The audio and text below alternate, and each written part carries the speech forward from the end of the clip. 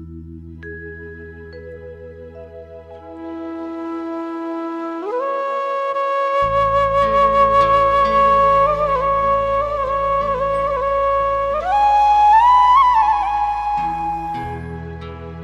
तो बेटी सोनू, चाय तो हो गई, अब आओ थोड़ी देर पढ़ाई के लिए निकाले। वैसे भी आज तुम्हारी छुट्टी है ना, ज्यादा देर तक पढ़ेंगे, क्यों? ठीक है ना?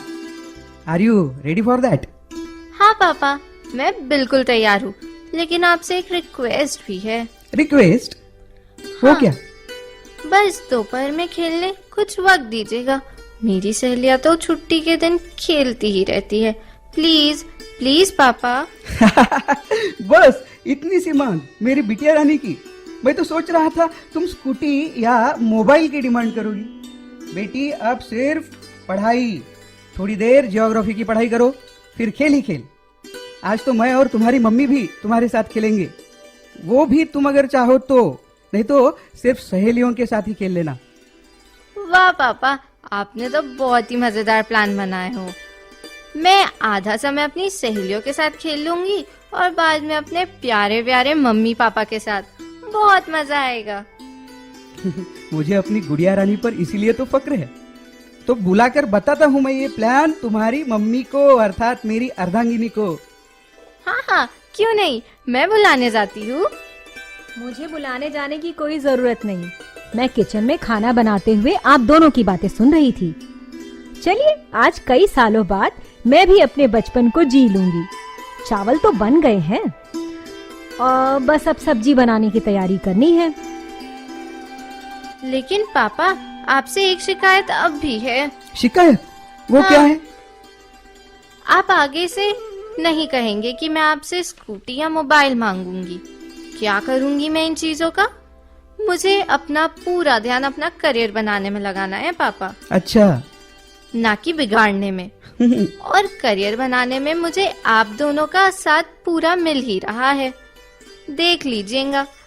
मम्मी मम्मी, हाँ, मैं पूरी मेहनत और लगन के साथ पढ़कर एक दिन आप दोनों का नाम पूरी दुनिया में रोशन करूंगी। ओ मेरा बेटा। वाह, डॉक्टर बनकर। मुझे न जाने किस जन्मों के पुण्यों के कारण भगवान ने ऐसी ही होनहार समझदार बेटी दी है। सचमुच आज मेरी भी कोख धन्य हो गई। हे भगवान, लाख लाख शुक्र है तेरा। अच्छा, चलिए अब आप दोनों पढ़ाई कीजिए और मैं सब्जी बनाने की तैयारी करती हूँ। हाँ मालती, तुम जाकर भोजन की तैयारी करो, फिर सबको मिलकर खेलने की तैयारी भी तो करनी है ना। हाँ तो बेटी सोनू, जियोग्राफी की किताब निकालो। ये लो पापा, मैंने पहले ही रेडी कर रखी है। Good, very good.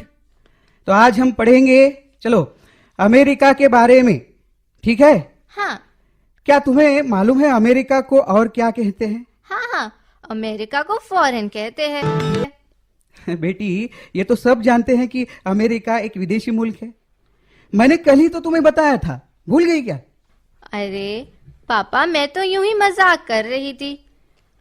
अमेरिका को यूनाइटेड स्टेट्स ऑफ अमेरिका भी कहते हैं, यानी यूएसए, राइट? बहुत अच्छे, वेरी गुड।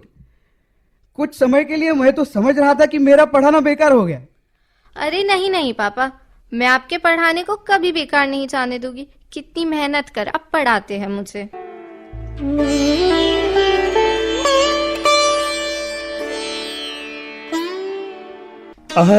अरे माधवलाल जी, ओ माधवलाल घर पे हो क्या?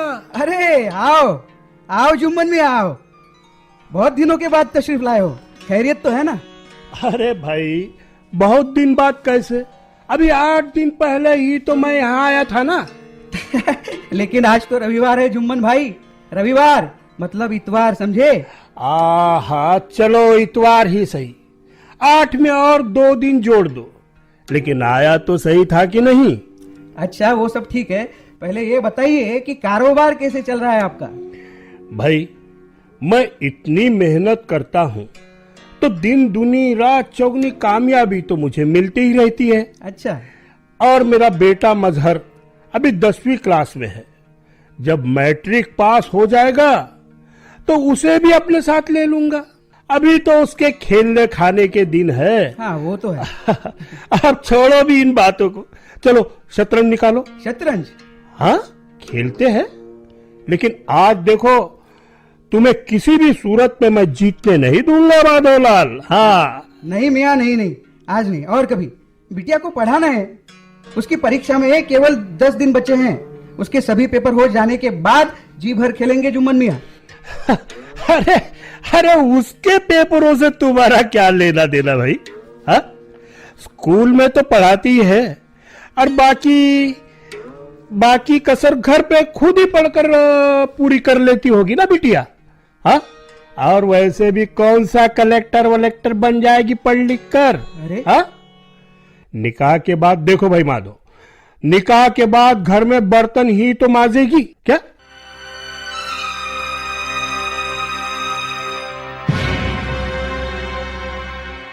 मैं तो कहता हूं ये स्कूल छुड़वा दो, 8वीं पढ़ ली बस, इसमें ज्यादा क्या पढ़ाना लिखाना है? घर में ही सिलाई कढ़ाई सिखा दो, कम से कम ससुराल में कुछ सुनना तो ना पड़ेगा बिटिया को। हाँ और फिर मेरा मानना है कि ज्यादा पढ़ी लिखी लड़कियां बिगड़ जाती है भाई माधव। हाँ और देखो तुम्हारी छोरी भी कहीं। बस जुम्मन मियाँ, खबरदार जो इससे आगे एक लफ्ज भी कहा तो। अरे अरे पापा, मेरी पढ़ाई को लेकर आप दोनों क्यों लड़ रहे हैं? और जुम्मन अंकल माफ कीजिएगा, आपकी गोद में खेल कर बड़ी हुई हूँ, लेकिन ये कहने में थोड़ा भी संकोच नहीं करूंगी कि आप लड़कियों के बारे में क्या सोचते हैं। मुझे तो कुछ समझ में ही नहीं आता। नमस्ते भाई साहब, आपके आते ही मैंने चाय रख दी थी, लीजिए पीजिए। हालांकि आपकी दकियानूसी भरी बातें सुनकर लाने की इच्छा तो नहीं हो रही थी, लेकिन मैंने परोस ली थी इसलिए लेकर आ गई। साथ ही पहली बार एहसास हुआ कि आप कितनी संकीर्ण सोच वाले इंसान हैं। माफ कीजिएगा, लेकिन लगता है आपके खानदान में कोई पढ़ी लिखी महिला नहीं है, इसीलिए आप ऐसा कह रहे थे। आप तो मैट्रिक फेल होने के बाद आगे पढ़ नहीं पाए, शायद इसीलिए भड़ास निकाल रहे हैं। सुनिए, मैंने खुद एमए किया है, क्या मैं आपको किसी भी लिहाज से बिगड़ी हुई नजर आती हूँ? शायद इनकी नजर में हर अनपढ़ लड़की या महिला ही शरीफ होती है। आप वही शख्स है ना जुम्मन मियाँ, जिन्होंने अवैध रूप से अपनी धर्म पत्नी का गर्भ परीक्षण कराया था? जब इस बात की तस्दीक हुई कि पैदा होने वाला बच्चा बेटी है तो भ्रूण हत्या कर दी। अगली बार जब मालूम हुआ कि बेटा होने वाला है तो ही उसे जन्म लेने दिया, वरना फिर गर्भपात करा देते। और तो और हमें भी ये नेक सलाह दे डाली थी आपने। उस समय हमने इसे आपका अपनापन समझा था। लेकिन आपके इरादे नेक नहीं थे। ये तो अच्छा हुआ कि हमने आपकी बात नहीं मानी, नहीं तो हमें सोनू जैसी लाडली और होनहार बेटी नहीं मिल पाती।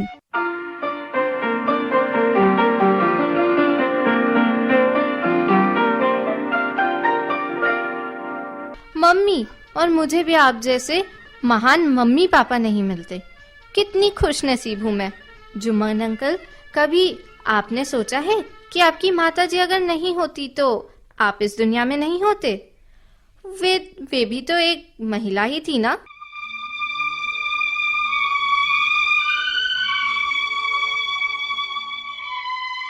मुझे तो आज इस बात पे शर्म आ रही है कि मैंने आपको राखी बांधी। आपको आखिर राखी बांधी ही क्यों? क्यों? अब क्यों खामोश हो गए जुम्मन मियाँ? अरे इतना सुनने के बाद अब बोलने को बचा ही क्या है माधवलाल? मैंने आपके भले के लिए ही सलाह दी थी ना, हा? ना कि यह गालियां खाने के लिए। अब तो इस खानदान से वास्ता रखना ही बेवकूफी होगी।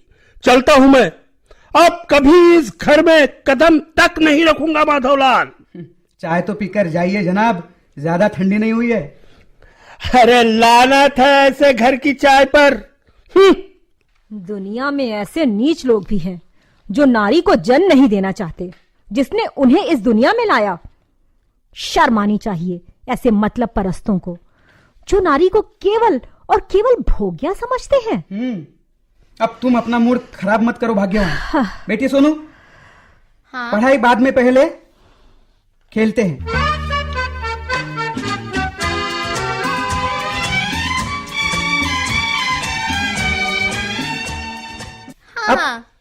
अब तुम अपना मूड खराब मत करो भाग्यवान। बेटी सोनू, जी पढ़ाई बाद में, पहले खेलते हैं। कौन सा खेल खेले? मम्मी का मूड बनाने के लिए आज वही मेरा बचपन वाला खेल खेलते हैं ना। चल मेरे घोड़े टिक टिक टिक। मैं आपकी पीठ पर बैठकर सवारी करूंगी और मम्मी आपके लिए चारा बनाएंगी। अच्छा, तैयार हो जाइए। मम्मी पापा को भरपूर घास खिलाइएगा। भाई चारा बाद में खाऊंगा, जब भूख लगेगी। मैं घोड़ा बन गया हूँ। आओ, मैं घोड़ा बन गया हूँ, लेकिन हाँ एक शर्त है। क्या? चाबुक मत मारना, चाबुक मत मारना। ओह, वो काम तो मम्मी का है पापा। तो अब चल, मेरे घोड़े टिक टिक टिक।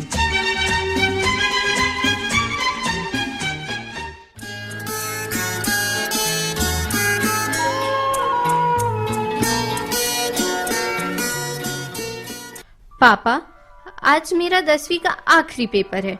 मम्मी और आपका आशीर्वाद चाहिए। मैं प्रणाम करती हूँ।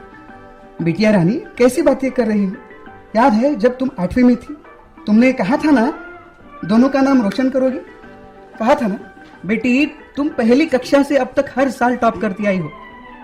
सोनू रानी, हम दोनों के साथ ईश्वर का भी आशीर्वाद है तुम्हारे साथ। याद है पिछले साल 9th में परीक्षा के समय तुम्हें कितना तेज बुखार हो गया था, फिर भी तुम सारी कक्षाओं में फर्स्ट आई थी। हमें पूरा विश्वास है कि 10th में भी तुम टॉप मोस्ट पोजीशन हासिल करोगी। थैंक्स मेरी मम्मी बिट्टो। पापा, मैं अपनी ओर से कोई कसर नहीं छोड़ूंगी। चलूं, अब समय हो रहा है।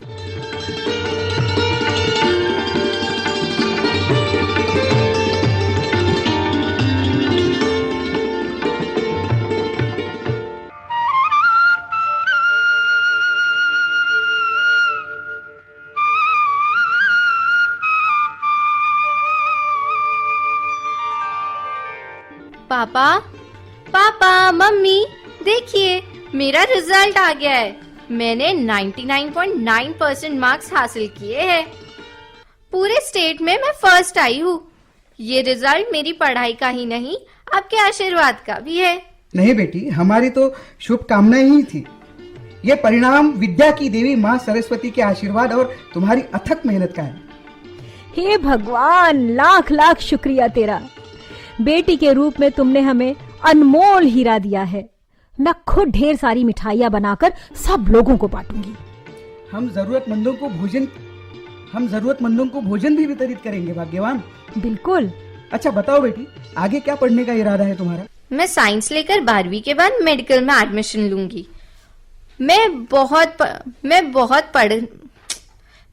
पढ़ने के बाद, अरे यार नहीं, मैं बहुत पढ़कर रिसर्च करूंगी पापा। बेटी, तेरा यह सपना जरूर पूरा होगा।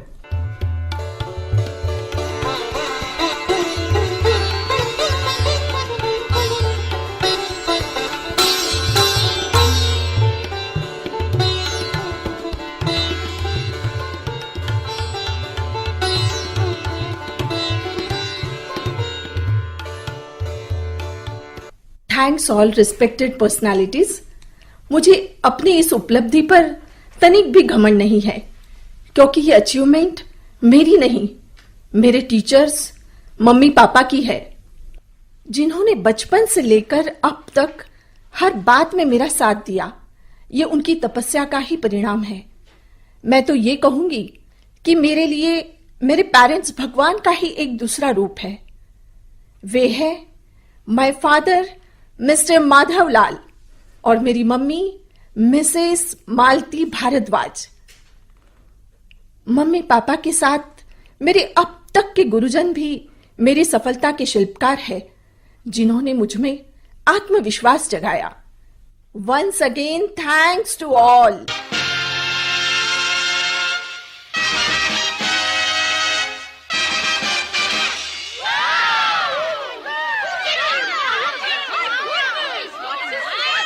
मालती, अपनी सोनू को किडनी पर रिसर्च के लिए अमेरिका गए करीब 2 साल हो गए। जी उसके बिना घर कितना सुना सुना हो गया है ना?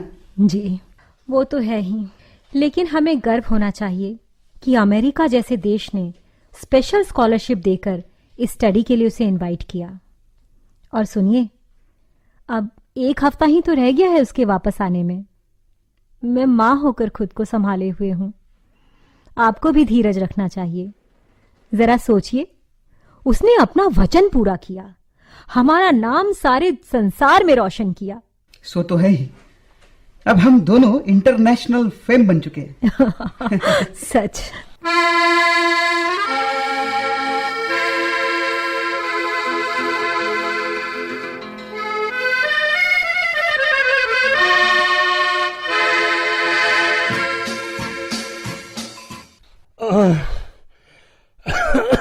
अरे माधवलाल जी घर पर है क्या? माधवलाल? मालती, मालती देखो कौन है। आवाज और लहजा कुछ जाना पहचाना लग रहा है ना। देखती हूँ, देखती हूँ। जी कहिए, किससे मिलना है? भाभी जी, आपने भी इस कंकाल को नहीं पहचाना? अरे मैं आपका अभागा भाई जुम्मन हूँ, जुम्मन।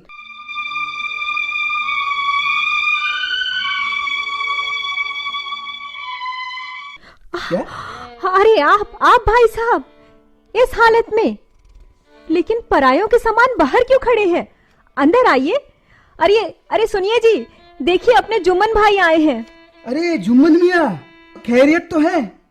ये क्या हालत बना रखी है आपने? पहचान में ही नहीं आ रहा। किसी जमाने के बड़े रईस आज इस मुफलिसी में यकीन नहीं आ रहा है कि आप सेठ जुम्मन मियाँ हैं, जिनका शुमार बड़े बड़े अमीरों और पहलवानों में हुआ करता था।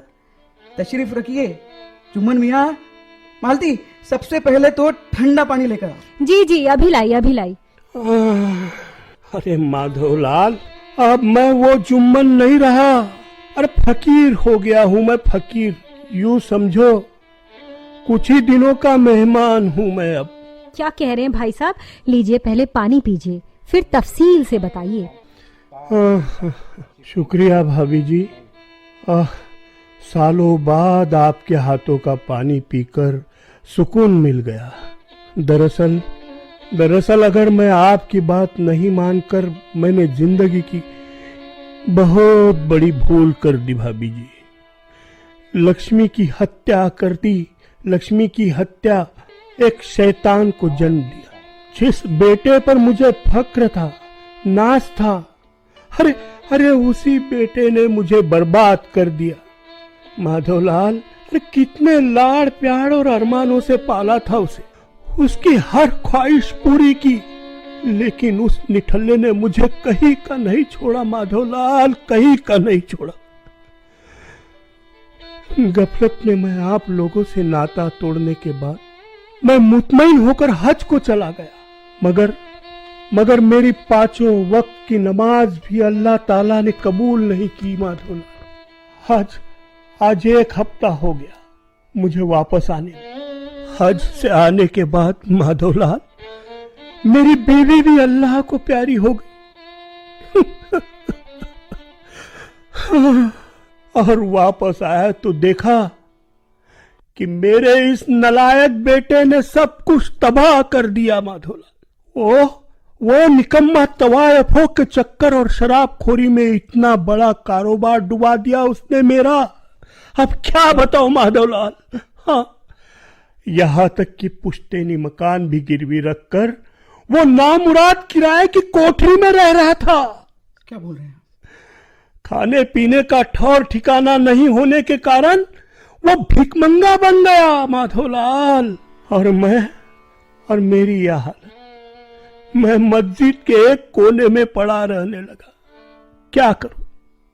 किसी ने कुछ खिला दिया तो ठीक, वरना वही फाका परस्ती।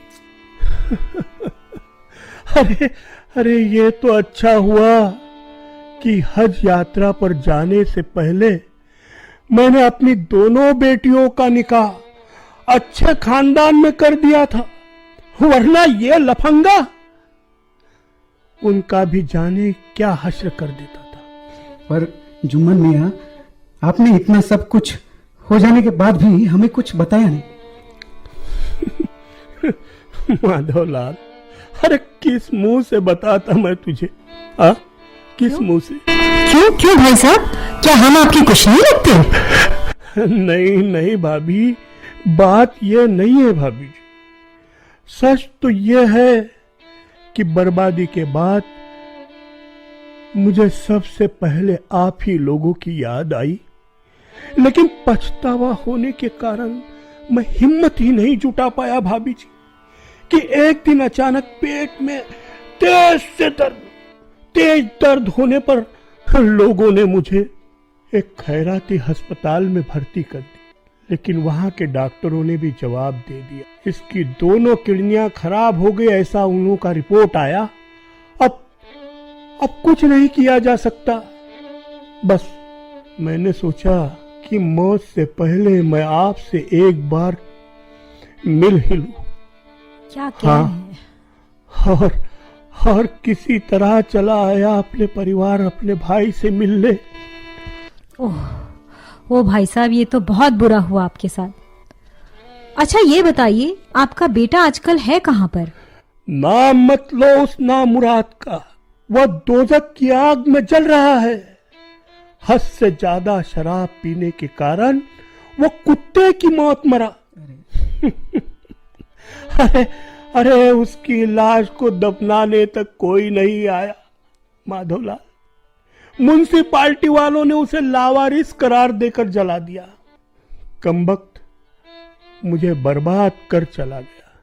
अरे अपनी बिटिया, अरे छोड़ो ये बातें, वो अपनी वो सोनू बिटिया रानी कहाँ है? शादी हो गई माधवलाल उसकी? वो छोड़ो चुम्बन मियाँ, तुम्हारी कहानी सुनते समय मैं यही सोच रहा था जुम्मन मियाँ कि ऊपर वाले के घर देर है अंधेर नहीं। सोनू बेटी की शादी अब तक नहीं हुई है। वो पढ़ाई में इतनी रम गई है कि इस ओर ध्यान ही नहीं दिया। अब वो बहुत बड़ी डॉक्टर है जुम्मन मियाँ, वह किडनी स्पेशलिस्ट है।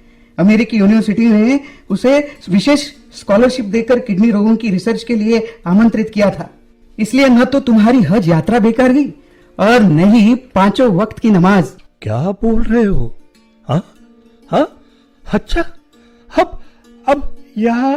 अब कहाँ है हमारी डॉक्टर बिटिया और कब लौटेगी वहां से? वह आज ही लौटी है।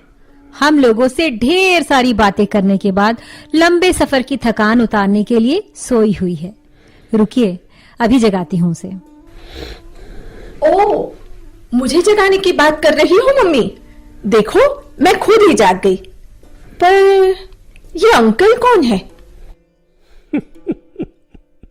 अरे तुम भी कैसे पहचानोगी मुझे बेटी? अब मैं हूं, अब मैं तो वही हूं, तुम्हारा जुम्मन अंकल।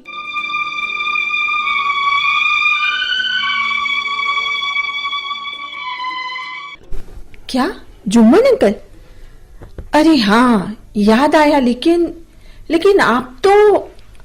बेटी, भगवान ने उनके साथ क्रूर मजाक किया है। खैराती अस्पताल के डॉक्टरों ने कहा है कि इनकी दोनों किडनियां खराब हो गई हैं। दोनों? ओह, खैर आपके पास सोनोग्राफी वगैरह की कोई रिपोर्ट है क्या अंकल? हाँ बिटिया, इस पोटली में अस्पताल के कुछ कागजात है। हाँ अच्छा, दिखाइए। अरे नहीं अंकल, किडनियां पूरी तरह से खराब नहीं हुई है। बस मामूली इन्फेक्शन है जो एक माइनर सर्जरी से ठीक हो जाएगा। बस पस भर गई है, वो निकालना पड़ेगा। हाँ? आप घबराइए नहीं, मैं खुद कर दूंगी आपका ऑपरेशन। क्या? और बस मुश्किल से आधा घंटा लगेगा। हाँ अंकल, पर उसके बाद पूरा 1 हफ्ता बेड रेस्ट, यानी कि बिस्तर पर आराम, नो हार्ड वर्क। फिर से गुलाबी हो जाएंगे आप। क्या बात कह रही हो बिटिया? लेकिन बेटी, डॉक्टरों ने तो... उन्हें केस समझ में नहीं आया होगा पापा। बेटा, कोई रिस्क वाली बात? नहीं मम्मी, 1% भी नहीं। मैं भी देखिए ना कितनी लकी हूं कि इंडिया आते ही मुझे अपने ही अंकल को ठीक करने का मौका मिल गया। चलिए मम्मी, खैर अब आप जल्दी से उठकर गर्मा गर्म पकौड़े खिलाइए। अरे क्यों नहीं। बहुत साल हो गए मम्मी आपके हाथ का खाना खाए हुए, और भूख भी बहुत जोरों की लगी है। अभी बनाकर लाती हूँ बेटा। जी। या अल्लाह, या परवरदिगार, या खुदा।